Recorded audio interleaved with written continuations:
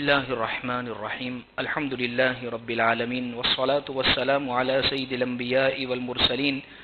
محمد وآله وصحبه أجمعين أما بعد فأعوذ بالله من الشيطان الرجيم بسم الله الرحمن الرحيم والله لا يهدي القوم الظالمين صدق الله العظيم وقال النبي صلى الله عليه وسلم الظلم ظلمات يوم القيامة او کما قال علیہ الصلاۃ والتسلیم۔ عزیز بزرگوں، اللہ تبارک و تعالیٰ کو سب سے زیادہ ناپسند اگر کوئی شخص ہے اور کوئی صفت جو اللہ کو سب سے زیادہ ناپسند ہے، جس پر سب سے زیادہ اللہ کو غصہ آتا ہے، تو وہ ایسا شخص ہے جو شخص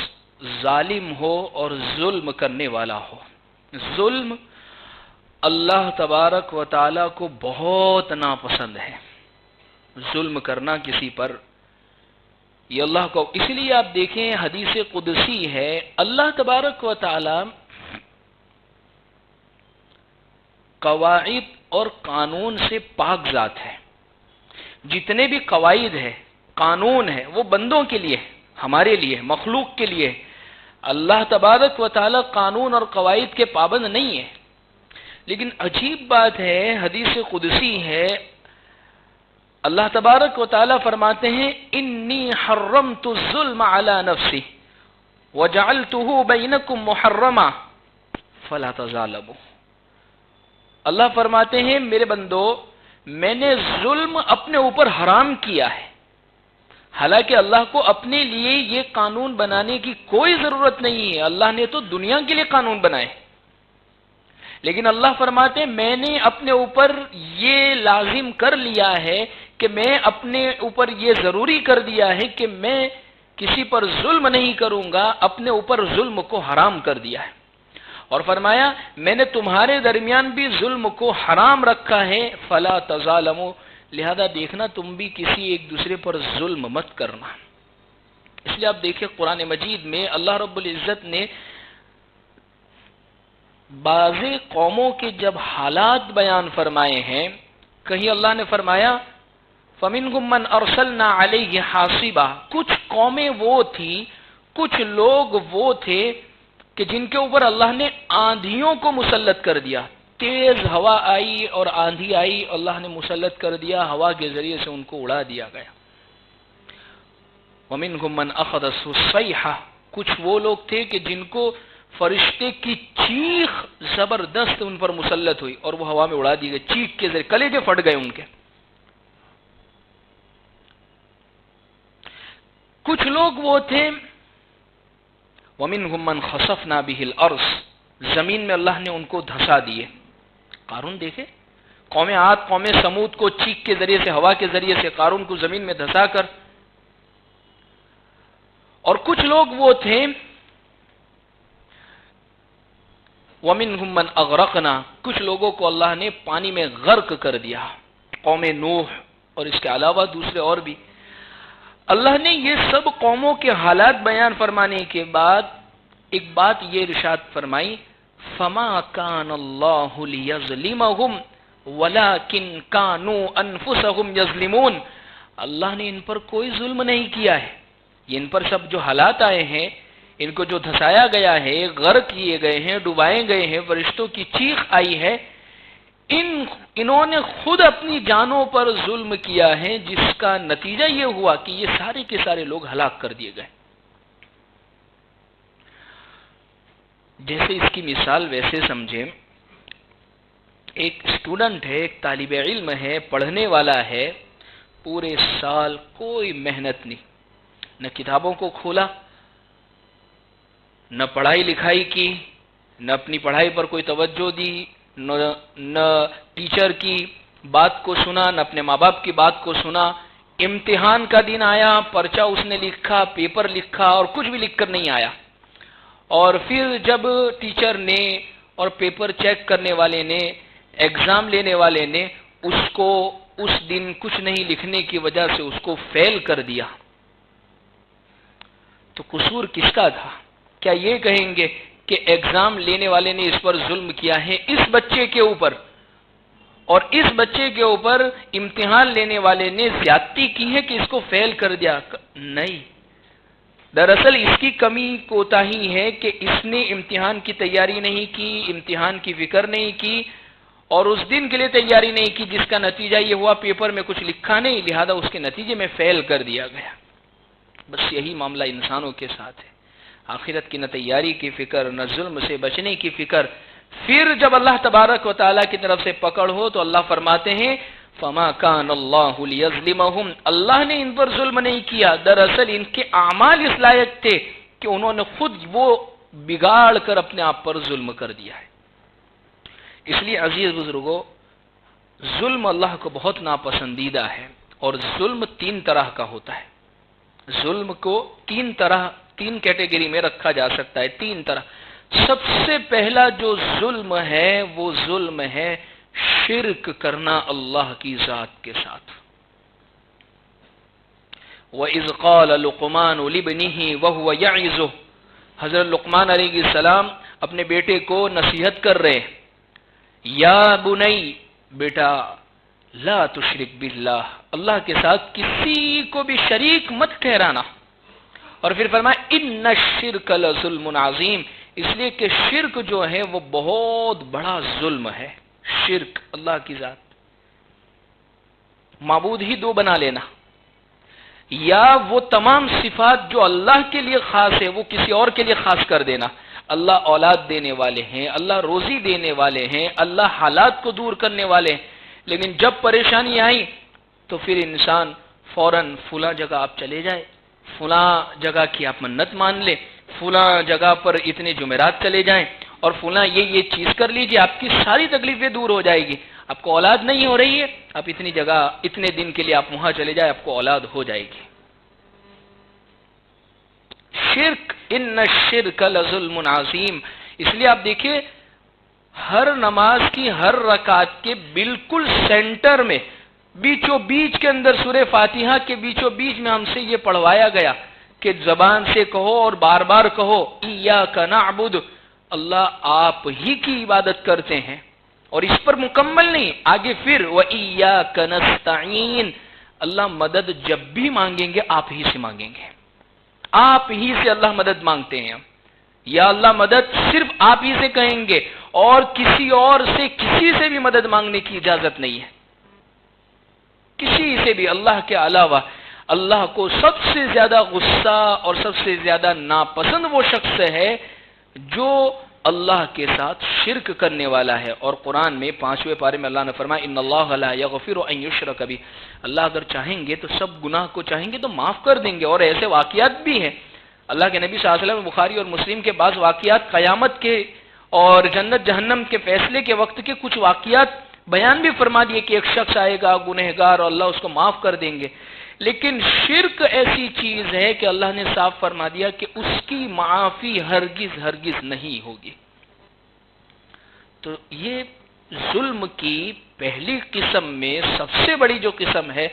وہ اللہ تبارک و تعالیٰ کے ساتھ ظلم کرنا، یعنی شرک کا معاملہ کرنا.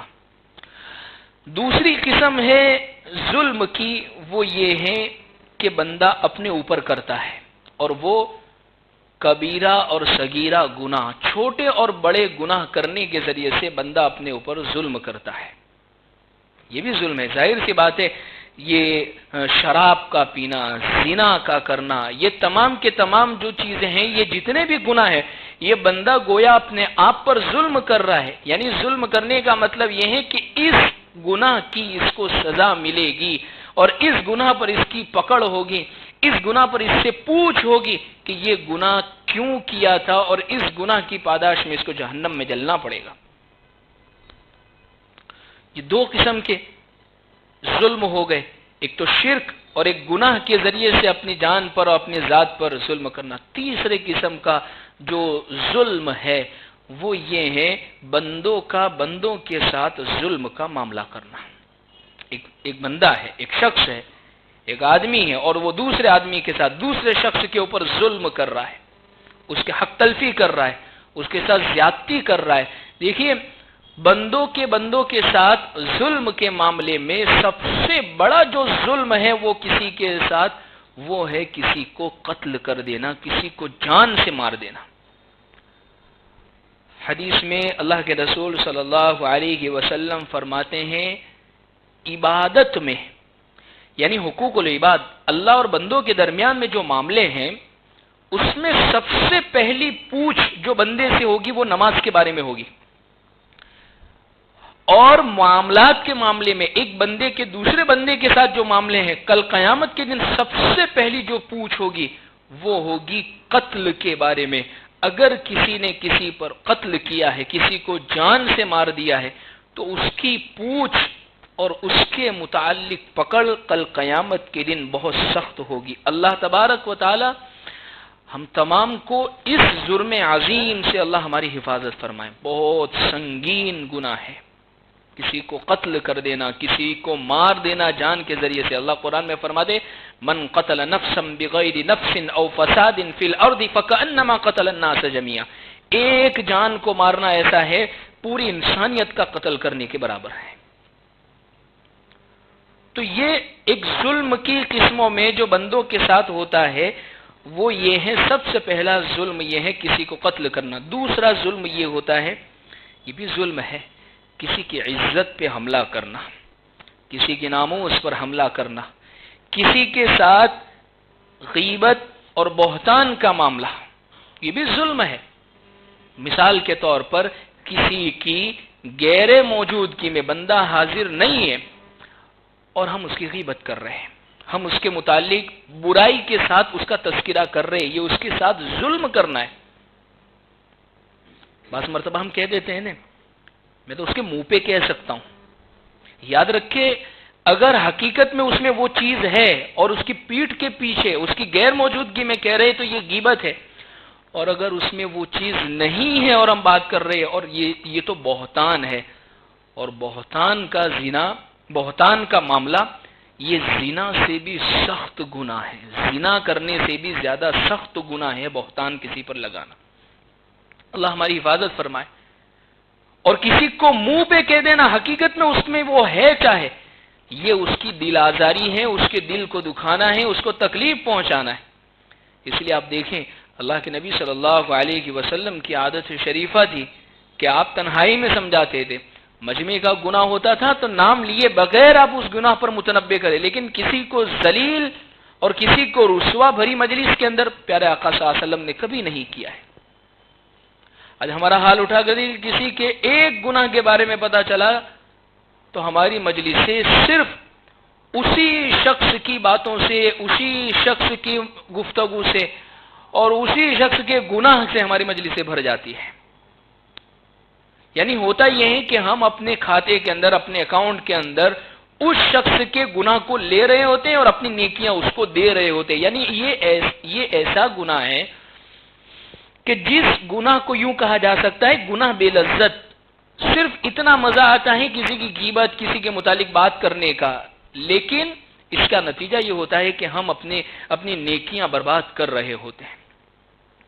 تو اس لیے یہ دوسری قسم ہے کہ کسی کے ساتھ اسی عزت کے ساتھ معاملہ کرنا۔ بعض مرتبہ ہوتا ہے ظلم کی قسم یہ ہوتی ہے کسی کو جان سے تو نہیں مارتے ہیں لیکن اس کو اتنا ٹارچر کر دیتے ہیں، اتنا ڈپریس کر دیتے ہیں، اتنا ذہنی طور پر پریشان کر دیتے ہیں کہ وہ انسان پریشان ہو کر رہ جاتا ہے۔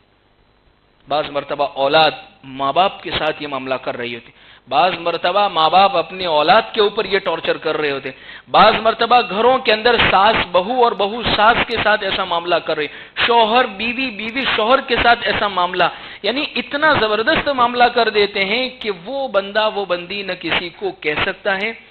اور سہنے کی کیفیت بھی اس کی چلی جاتی ہے۔ تو بعض مرتبہ وہ ڈپریس، وہ چڑچڑا ہو جاتا ہے، اس کے مزاج کے اندر سختی آ جاتی ہے، وہ خوشی کو بھول چکا ہوتا ہے اور اس کا ذریعہ اور سبب ہم بنے ہوئے ہوتے ہیں۔ ظلم ہے، بہت بڑا ظلم ہے کہ کسی کو ذہنی طور پر تکلیف پہنچانا اور ذہنی طور پر کسی کو پریشان کرنا، کسی کو ڈپریشن میں بھیج دینا۔ بعض مرتبہ عورتیں بدتمیزی کے ساتھ شوہروں کے ساتھ اور بد اخلاقی کے ساتھ پیش آ رہی ہوتی ہے، بعض مرتبہ شوہر ہیں کہ وہ کمزور سمجھ کر اور عورت کے ساتھ ظلم کا معاملہ کر رہا ہوتا ہے، جو زبان میں آیا اس کے ساتھ بدتمیزی کے ساتھ کہہ دیتا ہے، جو ہو تجھ سے کر لینا. ظاہر سی بات ہے کمزور ہے، ماں باپ نہیں ہے تو کمزور ہے، گھر اس کا کمزور ہے، وہ کیا کر سکتی ہے. لیکن یاد رکھے اللہ تبارک و تعالیٰ تو یہ ساری چیزوں سے واقف ہے. دیکھیے بعض مرتبہ کیسا ہوتا ہے، جس بندے کے ساتھ ہم زیادتی کر رہے ہوتے، کسی کا مال لے کر مثال کے طور پر زیادتی کر رہے ہوتے، وہ شخص اپنے مالی معاملے کو بھول چکا ہوتا ہے. جیسے ایک ظلم یہ بھی ہوتا ہے، ایک ظلم یہ بھی ہوتا ہے کہ کسی کا مال واپس نہ کرنا، تجارت کے اندر کہہ دینا، جیسے بزنس کے تعلق سے مالی معاملات چل رہے ہیں اور اس کے پیسے یا اس کا مال اتنا لے لیا، اب اس کے پیسے واپس ہی نہیں کرے، اس کے کہہ دیا جاتا ہے جو ہوگا لینا تجھ سے. قرض لے لیا، اب قرض اس کو واپس نہیں کر رہے، اور بعض مرتبہ ٹائم اتنا گزر جاتا ہے کہ جس کا لیا ہو وہ بھول جاتا ہے، لیکن ہمیں دل میں احساس ہوتا ہے، ہمیں پتا ہوتا ہے کہ میں نے لیا ہے. بعض مرتبہ بالکل صاف صاف تو نہیں پتا ہوتا ہے، لیکن ہلکا ہلکا بھی کچھ یاد ہوتا ہے کہ ہاں ایسا کچھ ہوا تو تھا، لیکن ہم یہ سمجھتے کہ چلو وہ بھول گیا تو اب جانے دو. نہ پریشر ہے اس چیز کا، نہ زیادتی ہے، نہ دباؤ ہے وہاں سے، نہ اس کا مطالبہ ہے، تو چلو جانے دو وہ ہو گیا. یاد رکھیں اللہ تبارک و تعالیٰ کو تو معلوم ہے، اسی لیے حدیث میں حضور نے فرمایا لَتُؤَدُّنَّ الْحُقُوقَ، کل قیامت کے دن تم سب کے سب حق پورے پورے ادا کرو گے. وہ بغیر سنگ والی اور سنگ والی بکری کی مثالیں جو ہم بار بار پیش کرتے ہیں، وہ اللہ کے نبی صلی اللہ علیہ وسلم نے بیان اس لیے فرمائی ہیں کہ دیکھیے کہ یہاں پر جانوروں کا معاملہ جو مٹی ہو جانے، لیکن وہاں پر انصاف اللہ اتنا زبردست کریں گے کہ اس سے کہا جائے گا کہ تم بھی آپس میں اپنے بدلے لے لو اور پھر مٹی ہو جاؤ. تو وہ بندہ جس نے کسی کے اوپر زیادتی کی، ظلم کیا، مالی معاملات کے ساتھ اس کے ساتھ زبردستی کی، اس کی زمین دبا لی، اس کا مال غصب کر لیا اور اس کے پیسے نہیں لوٹا رہا ہے اور وہ بھول بھی گیا ہے، یا وہ اس نے اپنے طور پر ذہنی طور پر سمجھا بھائی نہیں آ رہے ہیں. بعض مرتبہ ایسا ہوتا ہے لوگ کئی سالوں کے مسائل، مفتی صاحب 3 سال گزر گئے، 4 سال گزر گئے، پیسے واپس نہیں دے رہے ہیں، اب کیا کریں ہم، اس کی زکوٰۃ نکالے یا نہیں نکالے؟ کئی لاکھوں کے معاملات ہوتے ہیں،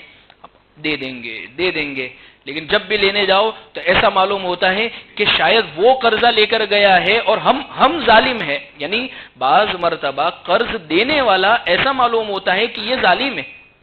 ہاں تو کیا عزت لینے کے لیے آ گئے ہیں، لینے کے وقت میں بالکل مظلوم بن جاتے ہیں، خاموش بن جاتے ہیں، لیکن جب دینے کی بات آتی ہے تو اس موقع پر ظالم اس کو پیش کر دیتے ہیں. تو اللہ تبارک و تعالیٰ کو تو یہ چیزیں تمام کے تمام معلوم ہیں، اور یہ سب حقوق اور نہیں ہوں گے تو وہاں کی عدالت، وہاں کا انصاف، وہاں کا قانون تو یہی ہے، اگر ہے تمہارے پاس نیکیاں تو اپنی نیکیوں کو دو، اور اگر نیکیاں نہیں ہیں تو اس کے جو گناہ ہے اس بندے کے، قرض دینے والے کے، اس کے گناہ تمہارے اوپر ڈال دیے جائیں گے. اور اللہ کے نبی صلی اللہ علیہ وسلم نے حدیث پاک میں فرمایا میری امت کا فقیر اور مفلس دیکھنا ہے تو یہ شخص ہوگا نیکیاں بہت لے کر آیا لیکن کسی کا مال، کسی کی عزت، کسی کے ساتھ زیادتی کی، تو اب تمام لوگ آ رہے ہیں اور اپنے گناہ اس پر ڈالتے چلے جائیں گے، اور یہ کنگال فقیر نیکیوں سے خالی گناہوں کا بوجھ اپنے اوپر لیے ہوئے کھڑا اور میدان حشر میں پڑا ہوا ہوگا. اس لیے عزیز بزرگوں، یہ تمام چیزوں میں مالی حق تلفی میں بہت احتیاط کی ضرورت ہے. قرض ہے، اللہ کے نبی صلی اللہ علیہ وسلم کی خدمت میں ایک شخص آیا اور اس نے پوچھا حضور میں اللہ کے راستے میں ہوں، صبر کر رہا ہوں، تکلیفوں کو برداشت کر رہا ہوں، تو کیا میں جنتی ہوں؟ حضور نے فرمایا ہاں جنتی. وہ جانے لگا، حضور نے اس کو آواز دے کر بلایا کہ بھائی ادھر آؤ، میں نے جتنی بات بتائی وہ تو درست ہے، لیکن جبرائیل علیہ السلام ابھی آئے اور مجھے یہ بات بتا کر گئے کہ آپ واقعی اللہ نے آپ کو معاف کر دیا، لیکن یاد رکھیں اگر آپ کے اوپر کسی کا قرض باقی ہے اور اس کو ادا کیے بغیر مر گئے تو پھر اس کے اوپر بخشش اور مغفرت نہیں ہوگی، اس کی پوچھ اور پکڑ سخت ہوگی. کوئی فکر نہیں ہوتی قرض کو ادا کرنے کی. اس لیے ضرورت اس چیز کی، اس لیے حدیث میں حضور نے فرمایا، پیارے آقا صلی اللہ علیہ وسلم نے ظلم کی بہت زیادہ قباحتیں اللہ کے نبی صلی اللہ علیہ وسلم نے بیان فرمائی ہیں. تو لہذا کسی کو قتل کرنا، کسی کی عزت پر حملہ کرنا، یا اسی طریقے سے کسی پر اتنا زیادہ پریشر اور ٹارچر کر دینا کہ وہ ڈپریشن میں چلا جائے، یا اسی طریقے سے کسی کے مال کو غصب کر لینا، ہڑپ لینا، بہنوں کی میراث جو ان کا حق بنتا ہے وہ ادا نہ کرنا، یہ بھی ایک طرح کا ظلم ہے. بہت کم بھائی اور بہت کم اولادیں ایسی ہیں جو اپنی بہنوں کا صحیح حق صحیح طور پر ادا کرتے ہیں. پوچھے اللہ نے قرآن میں صاف فرمایا یوصیکم اللہ فی اولادکم، اللہ تاکیدی حکم، بلکہ مفسرین نے لکھا ہے تفسیر کی کتابوں میں اتنا ڈیٹیل وائز مسئلہ اگر قرآن میں کوئی ہے تو وہ وراثت کا مسئلہ ہے کہ اللہ نے ایک ایک الگ کر کے بہن کو اتنا، بھائی کو اتنا، باپ کو اتنا، ماں کو اتنا، بیٹے کو اتنا، بیٹی کو اتنا، کوئی نہیں ہے تو کس کو جائے گا. اتنا ڈیٹیل وار مسئلہ تو نماز کا بھی نہیں ہے قرآن میں جتنا ڈیٹیل سے میراث کے متعلق ہے، اور کوئی فکر نہیں ہے اس کو ادا کرنی ہے. یاد رکھیے یہ بھی ظلم ہے، اور اللہ تبارک و تعالی ظالموں کو مہلت ہرگز نہیں دیتے. اسے میں نے گزشتہ جمعہ میں بھی بیان فرمایا تھا کہ اللہ ظلم کی وجہ سے برکتوں کو اٹھا لیتے ہیں. وہ بادشاہ کا واقعہ بیان فرمایا کہ اس کے دل میں صرف ظلم کرنے کی تمنا پیدا ہوئی کہ مجھے یہ باغ ہڑپ لینا ہے اس کا. اللہ نے اس کی حکومت کا وہ سرسبز و شاداب خطہ اور گوشہ، اس کی برکتیں ایسی اٹھا لی کہ اس کے اندر سے رس جو بہت نکلتا تھا وہ ختم ہو گیا. تو ظلم کی وجہ سے سب سے بڑا جو نقصان جو ہوتا ہے وہ اللہ برکتوں کو ختم کر لیتے ہیں. اس لیے اللہ سے دعا ہے ان تینوں قسم کے ظلم سے اللہ ہماری حفاظت فرمائے. اللہ کے ساتھ ظلم، شرک نہ کرے، گناہ کبیرہ اور صغیرہ کے ذریعے سے اپنی جان پر ظلم نہ کرے کہ آخرت میں پکڑ، اور کسی بندہ، کوئی آدمی کسی اور کے اوپر ظلم نہ کرے. اللہ ہم تمام کو عمل کی توفیق عطا فرمائے. وآخر دعوانا الحمدللہ رب العالمین.